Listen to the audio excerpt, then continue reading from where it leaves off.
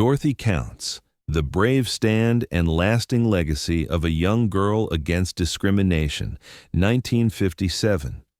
In September 1957, at a time when the United States was still deeply divided by racial segregation, a 15-year-old girl named Dorothy Counts took a bold step that would secure her place in the history of the civil rights movement. She became the first, and at that time, the only, black student to enroll at Harry Harding High School in Charlotte, North Carolina. This happened just 3 years after the U.S. Supreme Court's landmark Brown v. Board of Education ruling, which declared segregation in public schools unconstitutional. Dorothy would soon learn firsthand how difficult it was to turn that decision into reality. The first day. Walking through a storm of hate. Dorothy's very first day at school was nothing short of hell. She arrived with her father and a family friend, Edwin Tompkins, but they weren't even allowed to drive up to the school's main entrance. While her father parked the car, Edwin offered to walk her in. Dorothy would never forget what her father told her before she stepped out. "Hold your head high. You are not inferior to anyone." Those words became her compass, guiding her through what was to come. As she approached the school, about 200 to 300 hostile people were waiting for her, most of them white students and parents holding signs, shouting racist slurs and spewing hate. They taunted her, spat at her, and even threw sticks and gravel. Dorothy, remarkably calm, didn't respond. She later told reporters that although many threw rocks, most landed at her feet, and some students actually stepped aside at the last moment to let her pass, proof that even in a sea of hate, there were still a few who hesitated.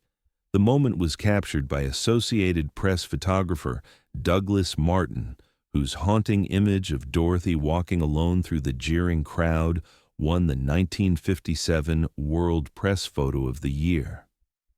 That photograph became one of the most powerful images of the civil rights era, showing the world the brutal face of American segregation. Inside the school, the abuse didn't stop. Even in the auditorium next to her classroom, she was met with racial slurs. The most painful part? Not a single adult, not a teacher, not an administrator, stepped in to help her. When she went to get her books and schedule, she was completely ignored. Determination, disappointment, and a flicker of hope. By lunchtime, her parents asked if she still wanted to keep going to Harding. Incredibly, Dorothy said yes. She still hoped she could make friends with her classmates. The next day, she came down with a fever and sore throat, missing Friday's classes. But she returned on Monday to find no crowd outside, a small relief. Still, students and teachers continued to harass her. She was seated in the back of the classroom and ignored by the teacher. On Tuesday, things got worse. A group of kids surrounded her at lunch and spat in her food. Later, outside, she met another black student who had just moved to Charlotte. For a moment, Dorothy felt hopeful. She finally had someone to talk to. That evening, she told her parents she felt better, knowing she wasn't completely alone, and they encouraged her to come home for lunch to avoid more abuse. But the next day, that same girl ignored her in the hallway, avoiding eye contact, a sign of how strong peer pressure was. At lunch, someone threw a chalkboard eraser at Dorothy, hitting her in the head. When she left to eat with her older brother, they returned to find their car surrounded by a crowd, its rear window smashed.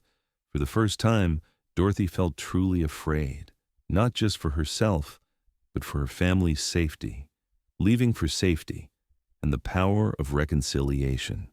After 4 days of relentless harassment, her parents made the difficult decision to pull her out of Harding for her safety and well-being.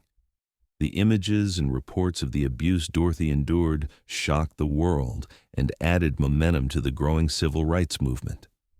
Her family moved to Philadelphia, where Dorothy attended an integrated school and finished her education in peace. She later returned to Charlotte, graduated from Johnson C. Smith University, and became a preschool teacher and education advocate, dedicating her life to helping children from low-income families. In 2006, Dorothy received an unexpected email from Woody Cooper, one of the boys in that infamous photograph. He admitted what he'd done and asked for her forgiveness. They met for lunch, and Woody told her he was truly sorry. Dorothy's reply showed the size of her heart. "I forgave you a long time ago. This is our chance to do something for our children and grandchildren." That meeting wasn't just about personal forgiveness. It was proof that even after decades of pain, bridges can be built, hate can turn into understanding, and a better future can be created together. Dorothy and Woody began sharing their story publicly, using it to inspire others. Dorothy Counts' journey remains a symbol of courage, resilience, and the belief that even in the darkest moments, forgiveness and reconciliation are possible. Her legacy continues to inspire anyone who stands up against injustice,